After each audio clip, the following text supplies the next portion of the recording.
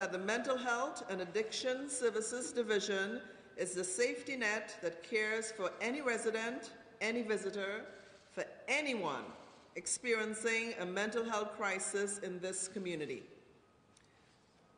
This is a dedicated workforce who makes a difference. From our busy crisis call center, to our mental health consultants, to our peer team who bring lived experience to helping others. We know that mental health is as essential to us as physical health. So I am honored to welcome our United States Senators in this important effort to strengthen suicide prevention. It is my pleasure to introduce Oregon's senior senator and tireless advocate for the health and safety of our community, Senator Ron Wyden. Doctor, thank you. And a good doctor has been in our state for, I think, all of 6 weeks. Right. So let's give her a round of applause by way of a welcome. And we're great to be here, glad to be here with the chair and Commissioner Myron.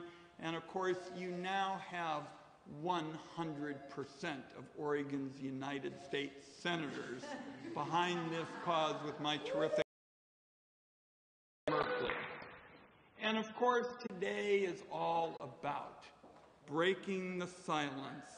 And in effect, you've got newsrooms in every nook and cranny in Oregon participating in the project. And breaking the silence around suicide demands speaking up loudly about what actually reduces suicides and then defending any attack that would undercut those successes. And I'm going to break some silence this morning on a personal basis at the Wyden household. Many people know that my brother was a schizophrenic. For years and years, not a night went by when we weren't worried that he was going to hurt himself or someone else. And when I had just started college, I got a call from my mother saying that my brother had deeply cut his wrists and was bleeding extensively. And in the days that followed, and back then nobody knew a lot about how to handle these kinds of issues, we Wydens debated whether what my brother was doing was making a cry for help or whether he had actually tried to commit suicide. So I made a judgment then that I was going to do everything I could to advocate for my brother. And when I had a chance for public service, I had an opportunity to make this a special priority. And along with Senator Merkley working together, we've done that. The Finance Committee, where I'm the ranking Democrat, has jurisdiction over the Medicaid program. And Medicaid is the largest single payer of mental health services in the country. And it plays a key role, for example, in how vulnerable people, those who might be thinking about committing suicide, families that went through what the Wydens did, how they get help. And right now, Senator Merkley and I are looking at the prospect. It's in the president's budget of, in effect, turning the protection for vulnerable folks who need those mental health services into just one big block grant, which would roll back the protections. It's called the Graham-Cassidy bill. Go to the Finance Committee. And Senator Merkley and I are going to be teaming up to make sure that Oregon is all in this battle. sometimes I fear that we're one golf game between Lindsey Graham, the Senate sponsor, and Donald Trump away from losing some of those mental health protections, because they always are out playing golf, and then we find vulnerable folks end up losing their health care. So this is a very real threat. Senator Merkley and I are going to be working on it together. Another point that I've had a chance to focus on is getting a new 3-digit phone hotline dedicated to the mental health crisis and suicide prevention. And the Lions of Life folks have been fabulous, along with our local officials and Senator Merkley in this effort. In effect, the Federal Communications Commission has the authority to meet my request and establish a new 3-digit number as soon as possible. I won't take you through all the, they say you don't want to watch laws and sausages get made, but we essentially gave them the authorization to do it. 911 is very helpful, but 911 is not the same thing, as we hear from Lions for Life. It's not the same thing as a dedicated line to help people when moments, literally moments, can make a big difference in terms of saving somebody's life. And you'll hear about that from the Lions of Life folks. So we've got a lot on our plate. And on some of this, we're going to play defense, like trying to stop huge cutbacks in Medicaid, which would devastate the doctor's new budget as it relates to mental health. Some of it will involve playing offense, which is getting that 3-digit hotline, and I think we've really got a shot at getting it because there's a groundswell of support growing across the country. But if you're going to be in battle, you couldn't have a better partner than my colleague in the United States Senate, Senator Merkley, and let me introduce him now.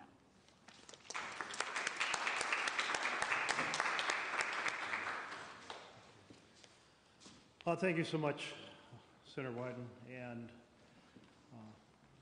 for sharing the story of your family. And I'm sure it reverberates for so many families, those challenges that have occurred. And for much of my lifetime, as these issues occur, the answer is not to talk about them.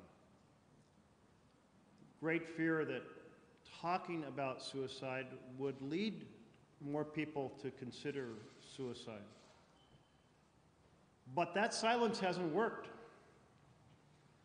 So we're teaming up with the experts, with the media, to say, break the silence now. If you are suffering, there is help. Others are feeling what you feel. Others are experiencing what you're experiencing. And there's a community ready to stand with you. So we're breaking that silence. Because of that silence, we might think that the biggest death issue we have in Oregon is opioid overdose. We might think it was firearm fatalities. We might think it was car accidents. But suicides exceed every one of those. And that's why we're here. I was shocked to learn that 9 to 10% of 8th graders here in our state have tried to kill themselves in the last year. That's unbelievable to me. We know this now, so we have to act. We have to connect people. And that's what this publicity is all about. We need mental health to be a very significant part of our healthcare system. When Debra Clefairy and I were in the state legislature, mental health parity was a piece of what we were fighting for. In 2009, when I joined the Senate, Senator Wyden and I were immersed in the fight for both the standard benefits under the health care exchange, which would include addiction treatment and mental health coverage, and an expansion of Medicaid, which covers mental health treatment and addiction coverage. The expansion of Medicaid alone here in Oregon, the Oregon Health Plan, has added to mental health access to over 500,000 Oregonians. We need to build on that, and we are going to fight together to make sure it's not torn down, because we've seen significant, powerful efforts to tear it down. We came within a vote, a single vote in the U.S. Senate, of losing Medicaid expansion and of losing the exchange and of losing those guaranteed benefits within one vote. That's how close it was. And the administration has put out junk plans, these low-cost plans that don't cover mental health or substance addiction. They're undermining what we achieved back in 2009, 2010. And they're advocating for the Texas versus the United States ruling at the district court level that would again underdo ACA. They're doing it right now this year in 2019. And it was only a couple weeks ago that the president said that he wanted to make another big effort to tear down health care in America, in which 20 to 30 million people would lose coverage, including mental health coverage. We have to do better, not worse. And together, we're breaking the silence and saying to Oregonians, to our children, to our working Oregonians, to our urban world, our rural world, we're saying if you're suffering, there's help. And now to the experts. Thank you. Debra Clefairy.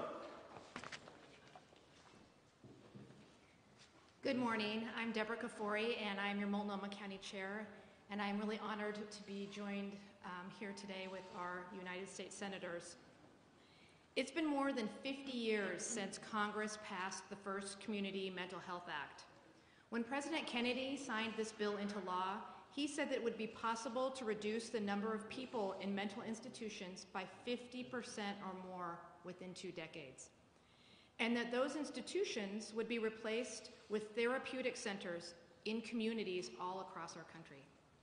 Advocates and lawmakers at the federal, state, and local level worked tirelessly during the following decades to fulfill the first part of that commitment. And as a result, we have dramatically reduced the number of dedicated mental institutions in this country, and that's a good thing. But fulfilling the second part of that promise has been elusive. Despite the efforts of thousands of lawmakers, reformers, and community organizers, the investment from the federal government to build a community-based system of care has yet to materialize. And all too often, we have people in charge, like our current president, who want to cut the resources that have already been promised. That's why it's reassuring to stand here today with Senator Wyden and Senator Merkley, 2 national leaders dedicated to keeping and expanding mental health resources for local communities. Because there is no more important work that we can do than to keep people who are in crisis alive. From where I sit, it's easy to see the enormous gaps that opened up when institutions rightfully closed. And when we see people fall through those gaps every day. They fall into the emergency room, they fall into the state hospital, or they fall into jail. Multnomah County has been working for decades to fill those voids. That's why anyone in crisis, or if you're worried about a loved one who's in crisis, can call us and speak to a highly trained clinician. That's why we've invested heavily in mobile crisis outreach, in support of housing services, in peer support, and in treatment beds. And we're making a difference. More than 70,000 calls came into the county's crisis line last year. More than 4,000 people were seen in an urgent walk-in clinic, and more than 2,000 people met with mobile crisis responders. And nearly 900 people who manage apartments or work in housing, social services, and other areas have been trained on how to identify signs of suicide and trained on the ways to intervene.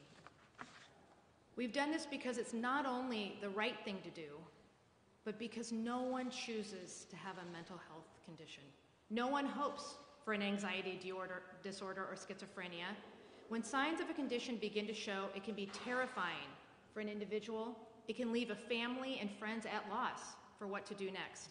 That's why it is our obligation and our duty to be there for people when they experience these crises, to provide resources and reassure them that they are not alone. President Kennedy concluded his remarks by saying, "The mentally ill need no longer be alien to our affections or beyond the help of our opportunities." It's time we honor those words. Now I'd like to ask my colleague who is deeply committed to these issues to come up next, Dr. Sharon Myron.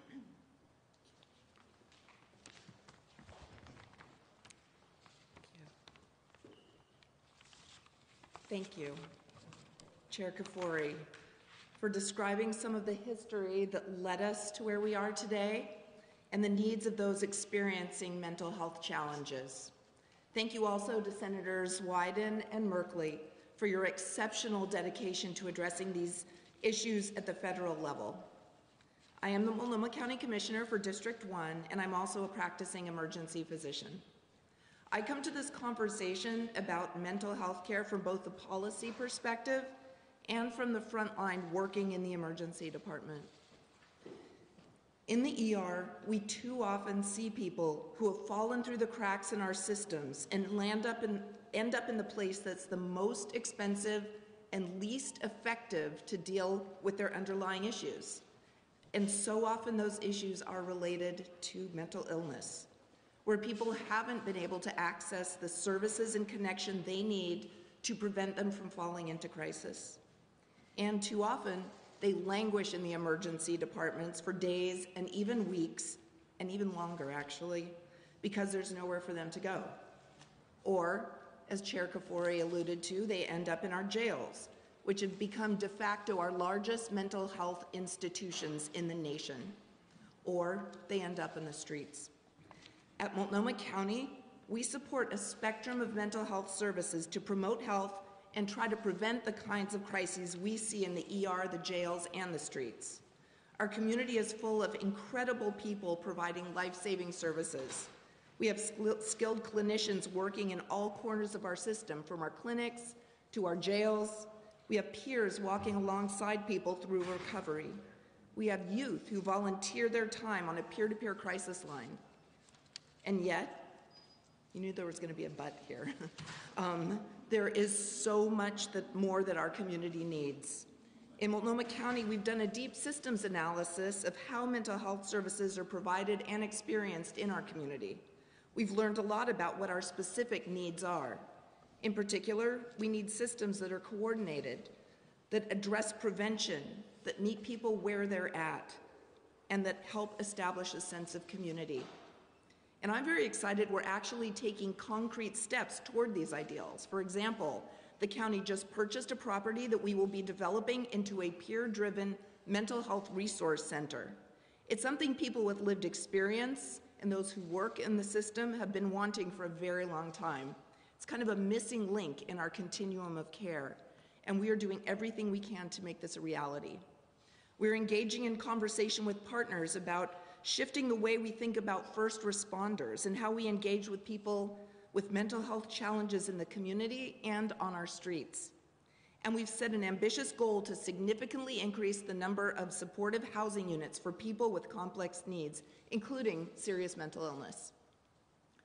All of these things require major investments of time, of attention, and most of all, actual money from our federal government, our state government, down to our local communities. Let me be clear, none of us can do this alone, but together we can do it. And speaking of resources, I just want to reemphasize what Senators Wyden and Merkley have said. At the federal level, one of the most fundamental issues at stake right now is the ACA. Might not be perfect, it's not, we know it's not, But we can't afford to go backwards. We have to continue the strides we are making and move forward, including, I'm excited about what Senator Wyden alluded to with these block grants for mental health services. And we need to ensure there's true parity between mental health and physical health services. Mental illness is a chronic medical condition. An attempt at suicide is a health emergency. I think of it as like the heart attack of mental illness. We need to start treating it as such. We're so fortunate to have Senators Wyden and Merkley fighting for us at the federal level. And we have Chair Clefairy, who's been such a leader in this arena, along with my wonderful fellow commissioners who are dedicated to these issues in our county and region. Thank you for being here today and helping be the voice to break the silence about mental illness.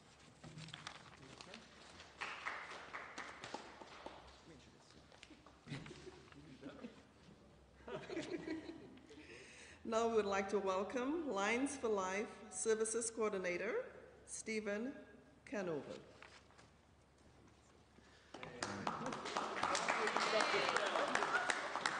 Thank you all so much for including me on this incredible panel. And as was just said, I am part of the Crisis Line team at Lines for Life, a local nonprofit, and our mission is to prevent substance abuse and suicide and promote mental wellness. As a part of the Crisis Line team, this conversation is incredibly important and exciting for me as a professional working in the field. It's also important to me personally. At the age of 18, I lost a very dear friend to suicide. A year later, I lost a second friend to suicide. And just recently, that number has risen to 6. 6 people who I have cared about and loved and grown close with have lost their lives far too soon. Just before I turned 20, I survived my own suicide attempt. And I am one of the incredibly lucky ones who had an amazing support system in place in the shape of friends and family and a wonderful counselor who helped guide me through the experience of recovering and finding my own resilience and finding my place in this world again after that attempt. So many of the people that we talk to at Lines for Life are not as lucky as I was and don't have that support system in place. And it's conversations like this that we're having today and the conversations we have every single day at Lines for Life that reconnect people who are in crisis with hope and with the will to live and to dig deep and find their own resilience. These are conversations that Lines for Life has grown very comfortable with. And we know firsthand every single day that these talks, these conversations, and initiatives like Breaking the Silence are what take the stigma away from talking about our darkest moments and our deepest fears and maybe our greatest failures. And it's just an incredible opportunity to sit with someone in their darkest moment. And so often we are able to, in that darkness, find that tiny little ray of hope and highlight it for them and reconnect it with them, and then hopefully get them connected to incredibly important community resources that can then guide them to their own resiliency and their own recovery. And I think moments like this right now that we are all a part of is what's going to continue to build this resilience within our community and hopefully far beyond. Thank you all so much.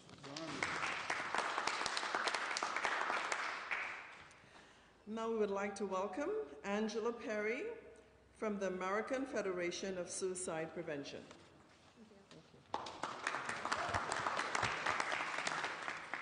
Thank you all for having me join you today. For someone who has struggled with mental health and suicidal ideations from a very young age, to get a phone call from a senator's office asking you to share your story, it's a crazy concept to wrap your head around. My entire life, my brain has been telling me that I do not matter, and I don't have a voice to do anything about it.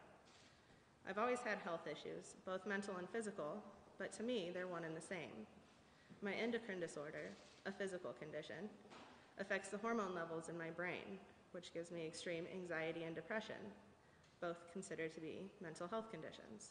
In my opinion, the two cannot be distinguished between one and the other. Thankfully, I've never not been covered with health insurance, but when the ACA was passed, my employer decided to drop their employee benefits plan. They gave us nearly a year's notice, but that didn't take my stress away. Because of my pre-existing conditions, for me to get health insurance that would cover my doctors and my medications, it would end up taking my entire paycheck. I was terrified.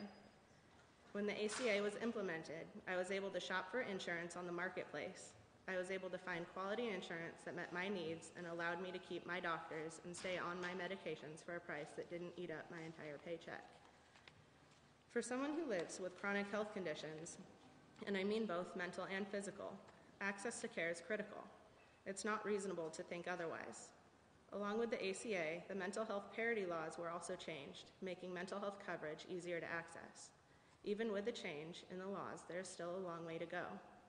In general, the stigma and shame attached to mental health and suicidal ideation is extreme. Despite having an amazing support system growing up, and even now, I feel shame for the things that my brain is telling me, that I don't matter, that no one would miss me if I was gone, that I don't have a voice. What volunteering with American Foundation for Suicide Prevention has shown me in the last 5 years, though, I do have a voice. And my voice can make a difference. I matter. I still struggle. Every day, I have to make the choice to stay. Some days that choice is easy. Some it feels impossible. But I matter. I have a voice, and I'm going to use it. AFSP's mission is to save lives and bring hope to those who have been affected by suicide. My life is one of those being saved, but I've also lost loved ones to suicide. It was after a friend's death that I found AFSP's Portland Out of the Darkness Walk, a fundraising event that's held every year. This year's is on October 5th. And that first walk flipped my world on its axis. During the opening ceremony, AFSP has what they call an honor bead ceremony. Each different color of beads represents your connection to suicide. I picked up green, purple, teal, and blue. Green is for someone who struggles themselves or has a personal attempt. Purple is for those who have lost friends or family members. Teal is to show support to a loved one who struggles, and blue is to support the idea of suicide prevention. Because I had never been to a walk before, I thought they were just a souvenir or something to remember the day. But I quickly learned they were to find connections. Of the 3,000 or so people that were there, each one had been touched by suicide. When it came time for the green beads, in my head, I felt like I would be the only one holding that color. But what I saw instead was hundreds of strangers showing me what my brain could not believe. I was not alone. In a sea of strangers, for the first time, I didn't feel alone. Think about that for a second. I was 30 years old, and for the first time in my life, I didn't feel alone. People who live with mental health struggles, all you feel is alone, that you're a burden, that your problem is something to be ashamed of. You make excuses why you can't get help, why you don't need help. Your brain is constantly telling you you're alone, and reaching out when you feel like you're drowning is hard. It wasn't until last year that I was finally able to tell my psychiatrist that when I was hospitalized for depression and anxiety when I was in college was actually a suicide attempt. It was the first time I told them how my eating disorders were a way to assert control when I felt I had no control over any part of the rest of my life. I told them that my infertility caused by my endocrine disorder was the #1 reason why I didn't think life was worth living. None of these things make me particularly special, at least not special enough to garner the attention of being able to be here today to share my story. But here I am. Anxiety beyond belief. But I'm here and I'm sharing my story to try and help others who have not yet been able to find their voices. For those who feel like they don't matter, because the truth is that we all matter. We're all worth it.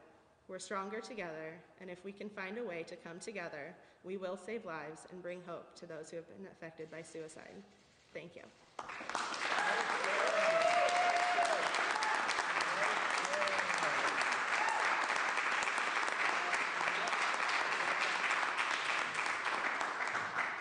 The doctor is our leader. She thought I should handle the questions, so difficult ones to my colleagues and easier ones for me, okay?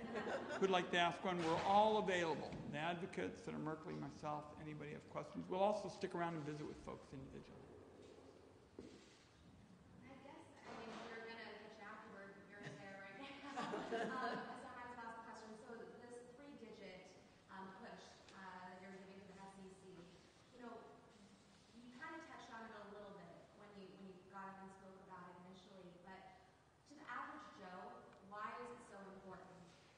The reason this is so important, because there are numbers out there right now, is we want there to be one clear place, one true lifeline to make sure that the pressing issue of preventing suicide gets top priority. That's what this comes down to. Nobody is being critical of what else is going on. In fact, when Lines for Life and I started talking about doing this and making this request to the Federal Communications Commission, people said, well, what's different about this and 911? And I had to point out, well, 911's a terrific program. And sometimes people will call and say, hey, you 911 folks, come get my cat out of the tree. So what we wanted to do is get beyond all of that and say what we need in America and what we need in Oregon is one true lifeline just for reaching out and preventing suicide. And one more question, whether that's for Chair Clefairy or Commissioner Myron. Anybody? I know, Commissioner, you had mentioned the property that the county recently bought to try to address some of these mental health issues. I'm not sure either one. What timeline we're looking at and where exactly it is. I'm sure we might have already reported on it. No, because it is evolving, minute by minute, so you may not have. So this is just such an exciting opportunity that was really, led by Chair Clefairy, and we have purchased the property, which in and of itself, with this intention, which in and of itself is a really big deal to engage. And now we're starting to engage in the conversations about what this will really be, and how to go about doing it, because it would need significant work on the building itself, and we want to make this as accessible as possible. We really want to make it something that community feels is a resource and a respite and a place that they can go so that they can avert going into crisis, have a sense of community. So we're engaging with consumers, we're engaging with all of the community and nonprofits and all the people who would be involved and impacted and who this can help to have the conversations moving forward. So we're at that point right now, but really, really excited. Even if you don't give me a specific Yeah. address, like is it southeast or in Portland? It's in the park blocks, and so it's just out, yeah. 333 Southwest Park Avenue. Oh, okay. So really the beginning stages, and you're trying to figure out exactly how you want to go about addressing mental health issues with this property. Exactly, in a very peer-driven resource way.